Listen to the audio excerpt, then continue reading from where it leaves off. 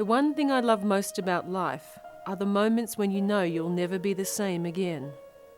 Sometimes it's an event like a birth or experiencing beauty that was beyond your comprehension. And then, every once in a while, it's a person that comes out of nowhere that forces you to take a look at your own life and see the world differently. Harmony Dust is such a person. As a child, she was sexually abused by both men and women. And then as a teenager, she was raped. By the time she was 15, her real self-image was lost, and she began to make choices that devalued her. I became involved in a relationship that I stayed in for the next 7 years, and it was an emotionally abusive relationship, a physically abusive relationship, and it just validated everything horrible that I already believed about myself. By the time I was 19, I was $35,000 in debt and on the brink of bankruptcy. I felt like I was out of options, and a boy in my English class suggested that I become a stripper. And at first I was like, no way, I could never do that. But as things got worse and worse, it just seemed more and more like I was out of options, and that was what I would have to do. I had no sense of self-worth, I had no sense of value, and life seemed really hopeless. Here I am 3 years later. I thought I would only do it for a couple of months, and my life is spiraling out of control, but God started working in my heart.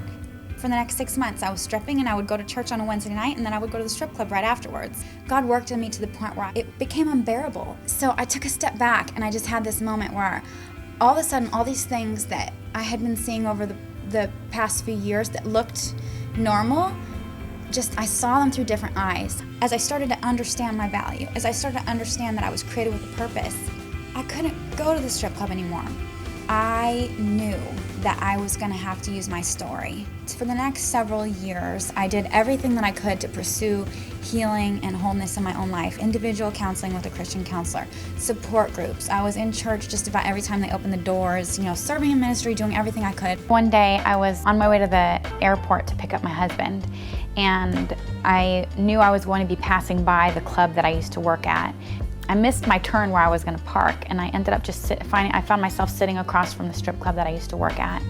And I really felt like I was standing outside of a prison. I found a stack of postcards in my console, and it said, "Her value is far above rubies and pearls" on the front. And it just had a really beautiful picture of a woman with pearls draped around her back. I thought that's exactly what I would want to communicate to the women inside, that their value is far above rubies and pearls. So I wrote handwritten notes on each of the postcards and put them on the cars of the dancers. In that small moment, that the vision for Treasures was birthed.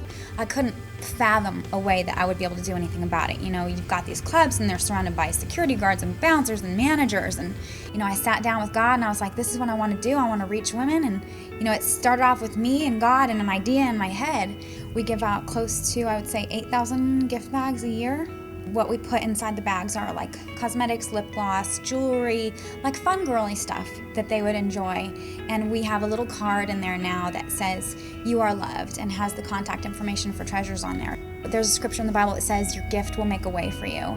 And I think in this case, it's really true. You go in with gifts, and it's disarming. We would go up to the clubs and ask them hey, can you guys put these in the girls' dressing rooms and that sort of thing? And they started inviting us into the clubs, and we were like, oh, really? Okay, we'll go on in. And so they did a 6-page spread in Glamour magazine in January of 2007, and actually it was the largest article featuring a nonprofit in Glamour history.